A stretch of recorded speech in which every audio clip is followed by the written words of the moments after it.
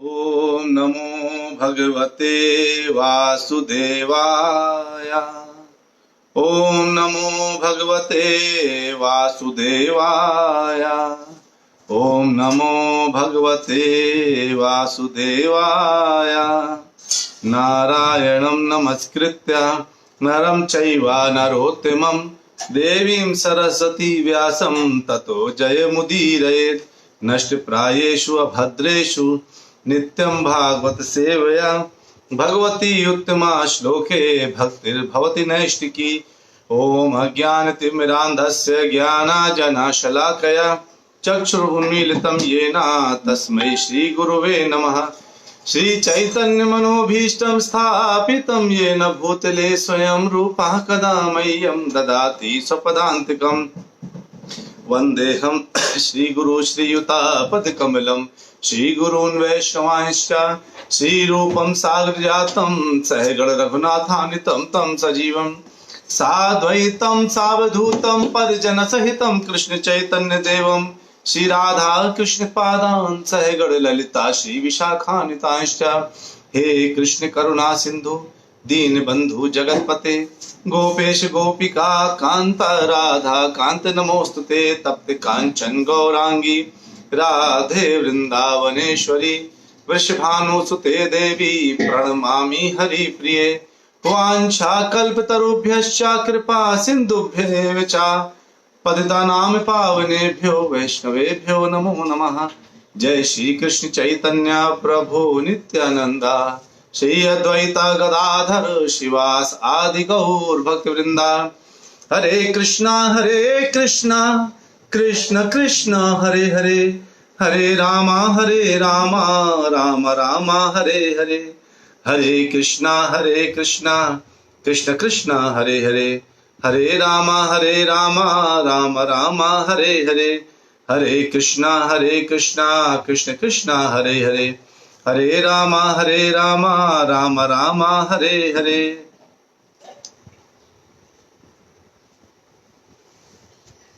हरे कृष्णा। आप सभी प्यारे प्यारे भक्तों का नित्य भागवत कथा में बहुत बहुत स्वागत है। हम लोग आजकल क्या सुन रहे हैं? परीक्षित महाराज द्वारा पूछे गए प्रश्नों को सुन रहे हैं, है ना। जो परीक्षित महाराज ने क्या प्रश्न पूछे हैं वो हम लोग सुन रहे हैं, और कैसे कैसे प्रश्न पूछे हैं वो सारे प्रश्न हम लोग जो है अभी देखेंगे। तो परमजीत प्रभु ने कैसे हैं? आप लोग बिल्कुल अच्छे हैं, प्रभु कृष्ण कृपा है, आप सब वैष्णवों का आशीर्वाद है, बिल्कुल सही चल रहा है। आप सब लोग कैसे हैं? अच्छे हैं? चैतन्य प्रभु जी सब लोग ठीक है। तो अभी हम लोग ने एक और प्लान किया है।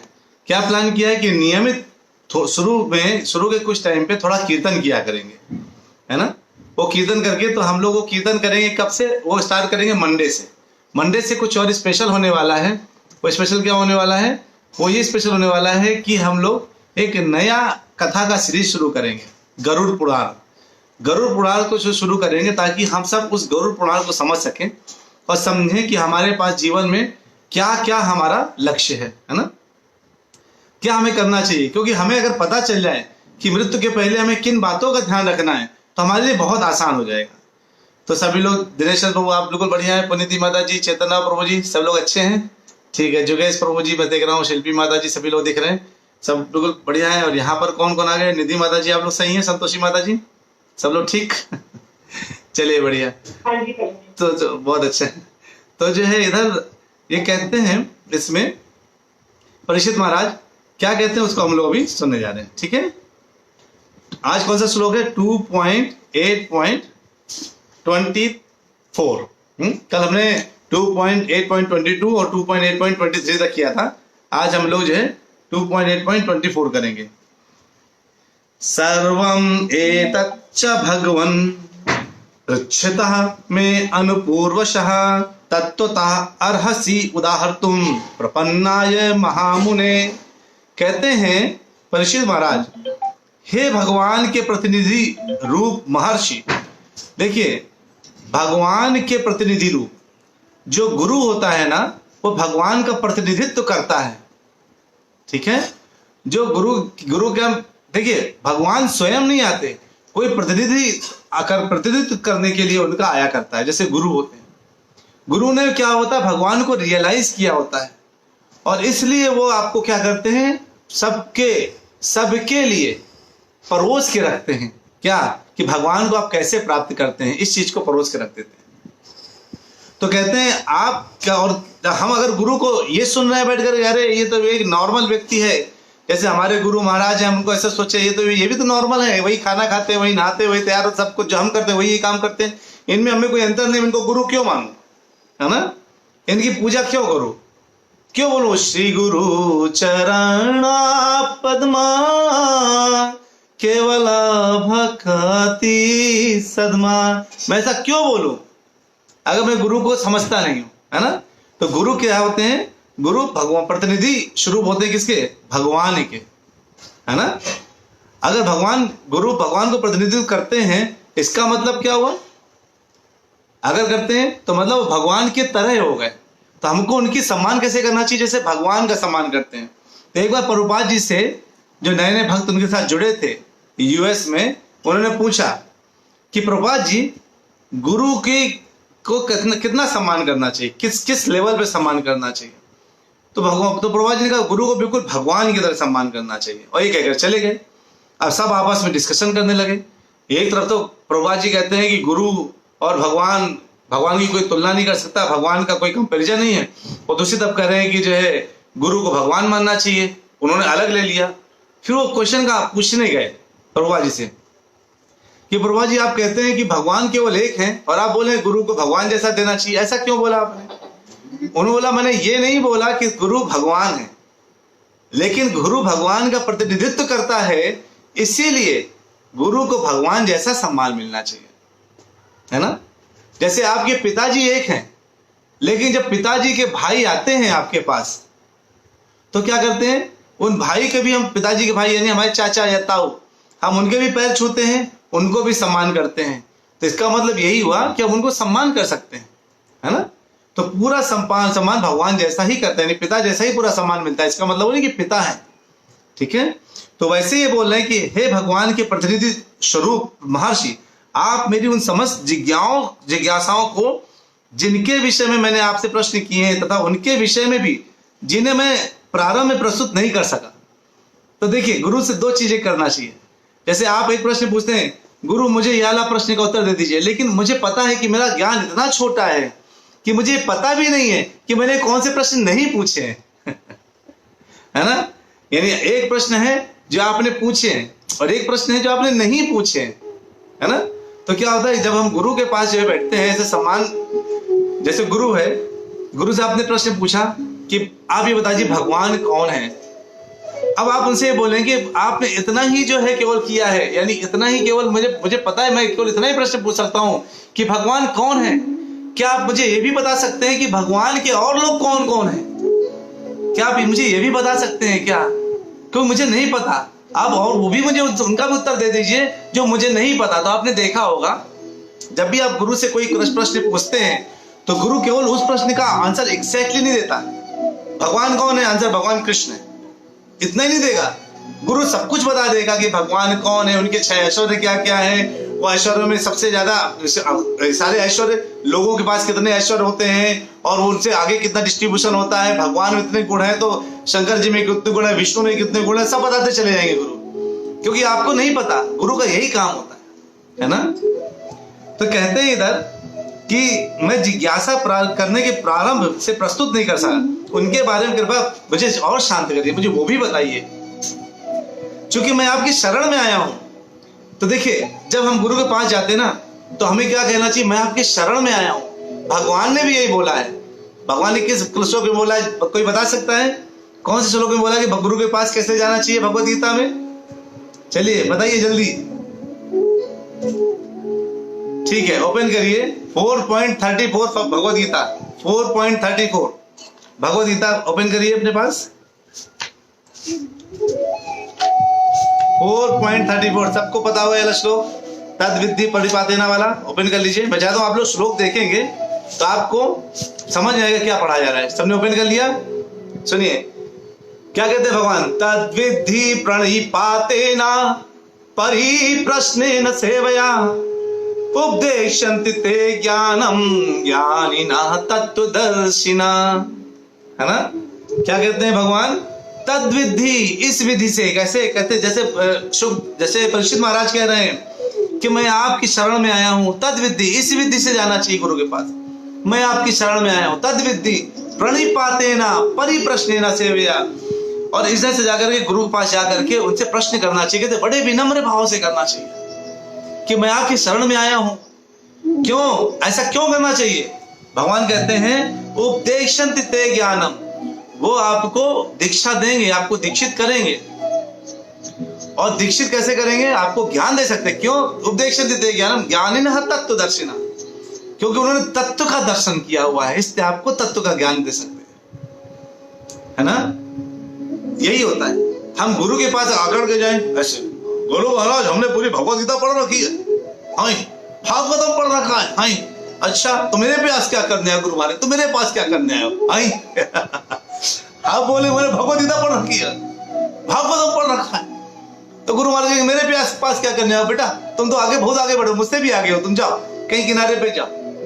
कितना भी ज्ञान हो आपके अनुसार, आपको लगता है कि आपने भगवत गीता, भागवतम, चैतन्य चरितामृत, ब्रह्म संहिता सब पढ़ रखी है बिल्कुल अच्छे से, लेकिन जब गुरु के पास जाना है तो कैसे पागल बन के जाना है, मूर्ख बन के जाना है, बुद्धिहीन बन के जाना है, ऐसा अज्ञानी बन के जाना है, हाथ जोड़ के बैठ जाना है, गुरु महाराज मुझे कुछ नहीं आता। और उनसे विनम्र भाव से प्रश्न पूछना है कि मुझे आगे जाने का रास्ता बताइए, कैसे मैं इस भाव सागर से पार कर जा सकता हूं, मुझे उसका रास्ता बताइए। हम इस विधि से गुरु के पास जाएंगे तो गुरु चूंकि भगवान का प्रतिनिधित्व कर रहे हैं, जैसे प्राइम मिनिस्टर का प्रतिनिधित्व तो उसका पीए करता है ना, तो पर्सनल असिस्टेंट उसका पर्सनल होता है बंदा, वो जो है प्राइम मिनिस्टर के जैसा ही पावर है उसमें, समझ लीजिए। अगर उसने बोल दिया हाँ आपका काम हो जाएगा, मतलब प्राइम मिनिस्टर ने बोल दिया आपका काम हो जाएगा। वैसे गुरु भगवान के प्रतिनिधित्व करते हैं, अगर गुरु ने बोल दिया कि आपका काम हो जाएगा, चिंता मत करो मैं तुम्हें लेकर जाऊंगा। प्रभुपाद जी कहते ना 16 माला जप करते रहो, भागवतम सुनते रहो, भगवत गीता सुनते रहो, थोड़ा समय भगवान के नाम का ध्यान स्मरण करो, धीरे धीरे तुम्हारा अभ्यास होगा। मैं तुम्हें वचन देता हूं, मैं तुम्हें गोलोक लेके चलूंगा, है ना। जिसका दिनेश चंद्र बोले जिसका संबंध है प्रभु से वही हमें प्रभु से मिला सकता है। बिल्कुल सही, बिल्कुल सही बोला प्रभु आप। प्राइम मिनिस्टर का पीए हमें प्राइम मिनिस्टर बड़े आराम से मिला सकता है। गुरु ने अपना संबंध स्थापित कर रखा है भगवान से, रियलाइज कर रखा है भगवान से, तादात्कार कर वो सामने सामने बात करते हैं, वो हमें भगवान को मिला सकते हैं। कैसे मिला सकते हैं? हमें रियलाइज करा सकते हैं, हमारे हृदय में, है ना, ज्ञान डाल सकते हैं। चक्षुदान दिले जन्मे जन्मे प्रभु से, दिव्य ज्ञान हृदय प्रकाशिता।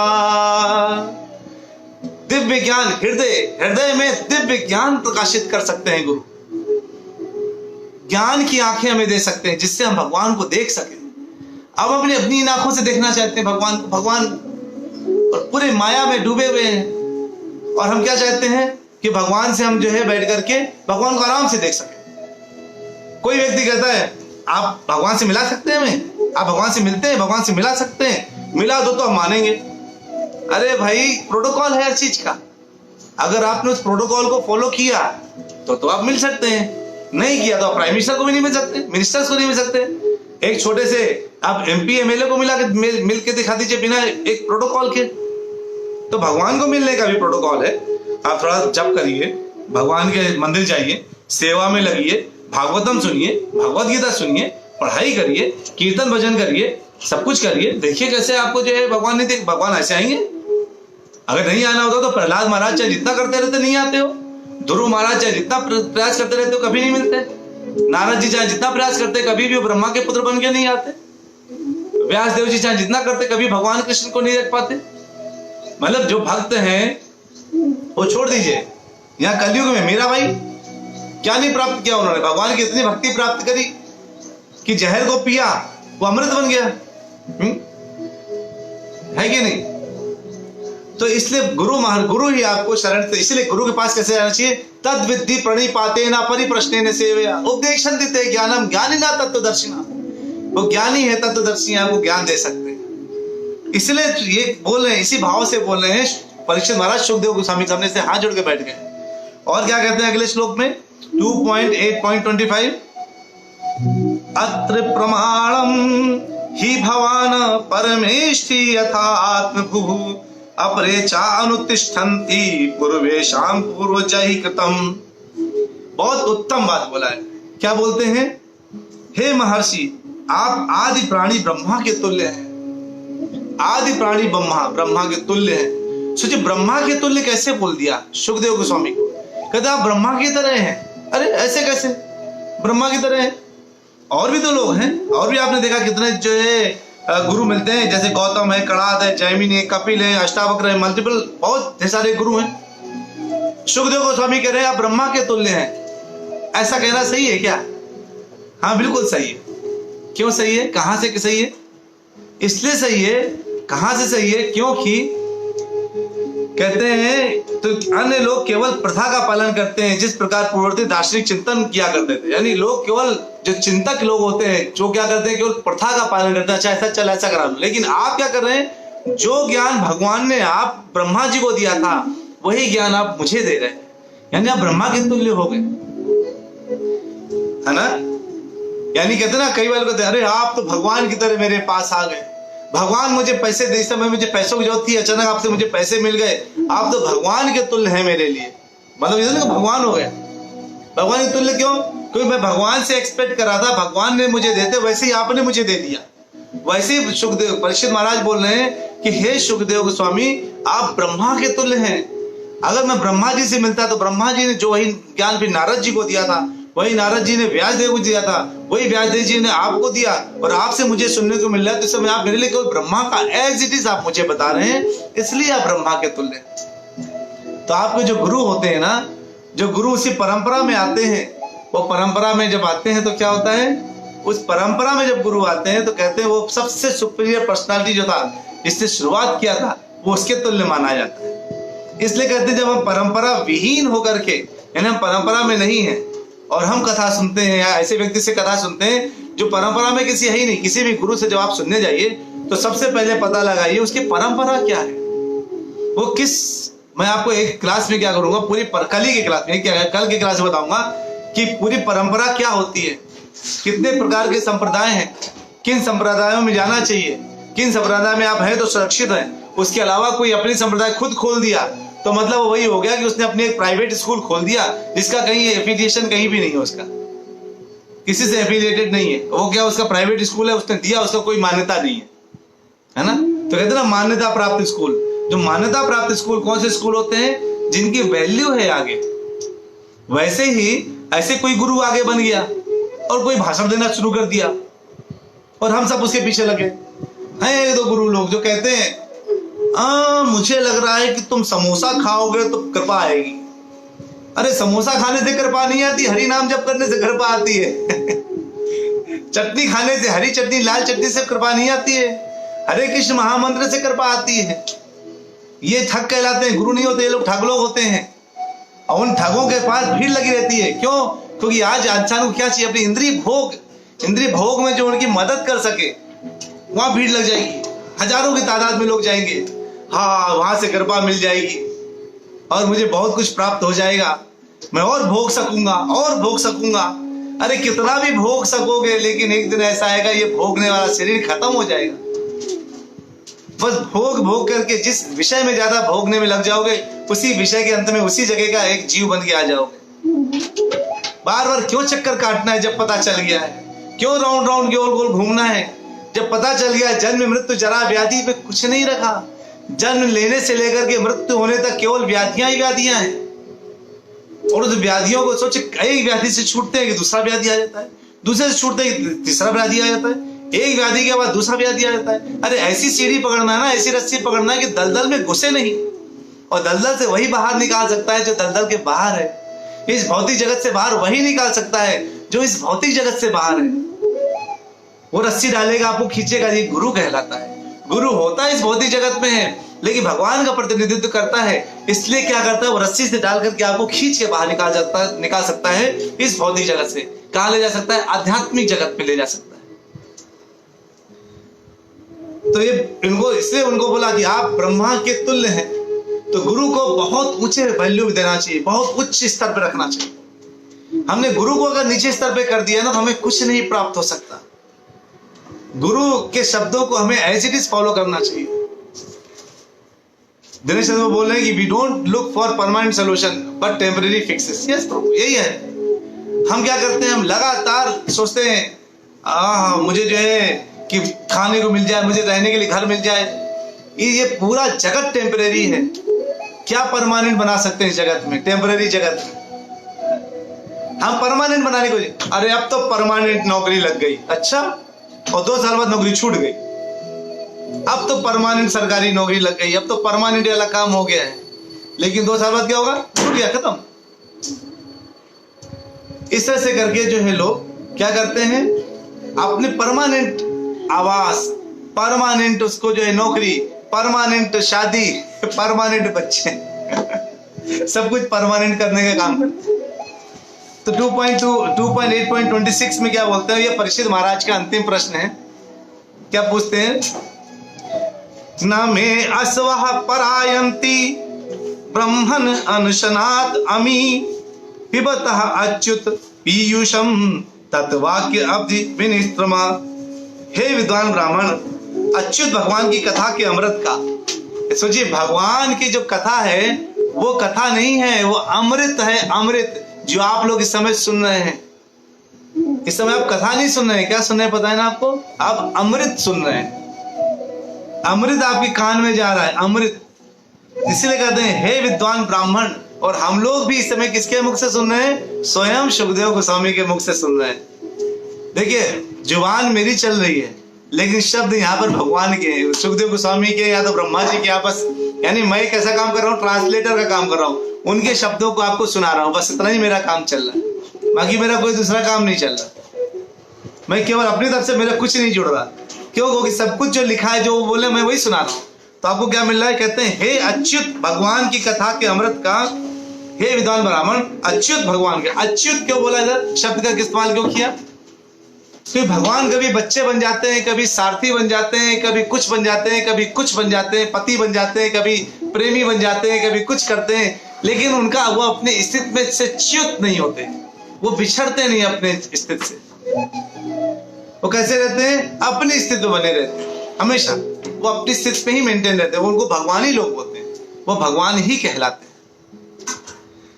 तो कहते हैं अच्युत भगवान की कथा के अमृत का, जो आपका वाणी रूपी समुद्र से बह रहा है।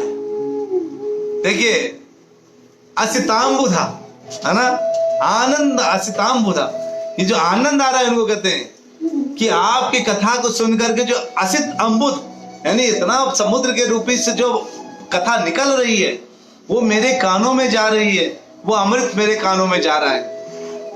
मेरे द्वारा पान करने से मुझे उपवास रखने के कारण किसी प्रकार की कमजोरी नहीं लग रही। तो परीक्षित महाराज भी उपवास रखे। जब से जो है कथा शुरू हुई, 7 दिन ना पानी, ना खाना, ना चाय कॉफी। ये भैया कॉफी लेके बड़ा तो नींद आ रही कथा सुन के ये नहीं होता।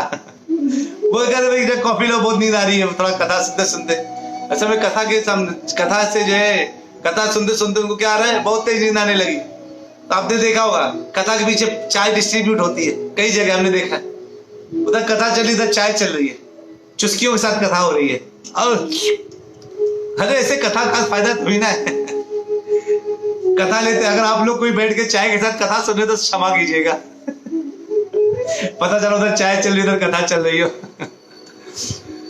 तो जो है वो कहते मैं उपवास हूं और मुझे ना प्यास लग रही है ना भूख लग रही है। मेरे फास्टिंग में मुझे कुछ फील नहीं हो रहा, और वो कुछ भी फील नहीं हो रहा। क्यों? क्योंकि मैं भगवान की कथा का अमृत मेरे कान में जा रहा है, और उस अमृत का पान करते करते मेरा शरीर गदगद हो रहा है ना। और उस गदगद की वजह से मुझे मुंह में इतना अच्छा मीठा सा फील हो रहा है, वो अमृत इतना महसूस हो रहा है कि मेरे शरीर की जो खुराक है वो केवल कथा से ही मिल जा रही है। मुझे कुछ की एहसास ही नहीं हो रहा है ना। जैसे ग्लूकोज चढ़ता ना शरीर में, तो ग्लूकोज जैसा कथा जा रही शरीर के अंदर, और मुझे कुछ एहसास नहीं हो रहा। इसलिए आप ये अपनी कथा कंटिन्यू रखिए। एक शुद्ध भक्त जो होता है ना, शुद्ध वैष्णव होता है, वो भगवान की कथाओं में इतना आनंद लेता है, भगवान के कीर्तन भजन में इतना आनंद लेता है कि उसको किसी भी चीज की कमी नहीं लगती। उसको लगता है वो सब कुछ प्राप्त कर लिया, सब कुछ प्राप्त कर लेता है। इन कथाओं को कैसे छोड़ सकता है? इतनी मीठी कथाएं चल रही हो भगवान की, इतनी अच्छी अच्छी बातें चल रही हो, भगवान के विषय में इतनी अच्छी चर्चा चल रही हो, और हमें पता चल रहा है कि जिसके हम भक्त हैं वो कौन है। हमें ये भी एहसास हो रहा है, इतनी ऊंची बातें, इतना इतना आनंद, इतने रस को कौन छोड़ सकता है? जो छोड़ सकता है मतलब उसको रस नहीं मिला। और रस क्यों नहीं मिला? क्योंकि भगवान कहते हैं कि पिछले कई जन्मों का फल है जो बैठकर ये आधे घंटे की कथा सुनने के लिए अपना टाइम निकाल दिया। आपके एक जन्म का फल नहीं है, कई जन्मों का फल है कि आप अपना आधा घंटा इस भागवतम कथा को सुनने के लिए निकालते हैं। एक जन्म का फल नहीं है, कई जन्मों का फल है। अगर जो नहीं निकालते हैं वो कहीं ना कहीं सुखी रहे, लेकिन जो निकाल रहे हैं वो अपना जाने का रास्ता तय कर रहे हैं। मंजिल, तो आपका लक्ष्य फिक्स है कि अब आप रास्ते में चल रहे हैं। इसने अच्छे आनंद की बात क्या हो सकती है? तो आप सब लोग बहुत उच्च श्रेणी के भक्त हैं, और मैं आप लोगों को बहुत नमन करता हूं कि आप लोग नियमित समय से समय निकालते हैं। और आज हमने परीक्षित महाराज ने जो है जितने प्रश्न पूछे हैं उनको हमने खत्म किया, और इस अध्याय में अब 2-3 श्लोक और बचे हैं। जब सूत जी कुछ बोल रहे हैं 27, 28, 29, तो फिर हमारा 9वां अध्याय शुरू हो जाएगा। हम सेकेंड कैंटो बहुत जल्द खत्म करने वाले हैं, बधाई हो आप लोगों को। हम थर्ड कैंटो में पहुंच जाएंगे। देखिए हम लोग धीरे धीरे जा रहे हैं, लेकिन कितनी तेजी से जा रहे हैं है ना? हम धीरे धीरे चल रहे हैं लेकिन बहुत तेज चल रहे हैं। ऐसे ही डेली आधे घंटे करते करते आपके कानों में ये कथा रूपी अमृत जाता रहेगा, और आपको हृदय के अनंत केवल आनंद ही आनंद अनुभूति होगी। देखते जाइएगा, ठीक है? तो मिलेंगे कल फिर से ब्रेक के बाद। लेकिन मैं फिर से बता दूं आप लोगों को, मंडे से हम लोग गरुड़ पुराण के विषय में चर्चा करेंगे। गरुड़ पुराण क्यों बोला गया, क्यों आया, क्या जानकारियां हैं उसके अंदर, और हम क्या सुन सकते हैं, हमें क्या प्राप्त होगा, हमारे जीवन का लक्ष्य क्या है, हमको क्या करने से क्या होता है, कौन से स्वर्ग होते हैं, क्या नरक होता है, क्या गोलोक होता है, कौन कौन सी श्रेणियां हैं, मरने के बाद इंसान कहाँ जाता है, मरने के बाद इंसान के साथ क्या होता है, ये 13 दिन की क्यों होती है, क्यों हमको 13 दिन में पिंडदान क्यों करना चाहिए, किसी अपनों के लिए क्यों करना चाहिए, अपने लिए क्या तैयारी करके रखनी चाहिए, गौदान, इन सब चीजों का क्या फायदा होता है, बहुत से प्रश्नों के उत्तर, बहुत से पितरों को क्यों पानी देना चाहिए, पितृ कौन होते हैं, वो कहाँ रहते हैं, है ना? इन सब चीजों के लिए बहुत प्रश्नों के जो आपके रेगुलर प्रश्न हैं उसके उत्तर गरुड़ पुराण में मिलेंगे। इस गरुड़ पुराण का प्रचार हर जगह कर दीजिए, कि क्योंकि गरुड़ पुराण सबके लिए बहुत जरूरी है।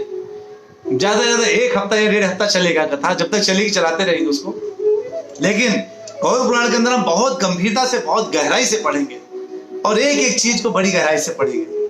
आपको बहुत आनंद आने वाला है, डरिएगा मत। गरुड़ पुराण बहुत सच्चाई बताता है, सच्चाई उगल के रख देता है, ठीक है? चलिए मिलते हैं छोटे से ब्रेक के बाद। वांछा कल्पतरुभ्यश्च कृपा सिंधुभ्येव च पतितानां पावनेभ्यो वैष्णवेभ्यो नमो नमः। हरे कृष्णा कृष्ण कृष्ण हरे हरे, हरे राम राम राम हरे हरे। हरि बोल, हरे कृष्ण।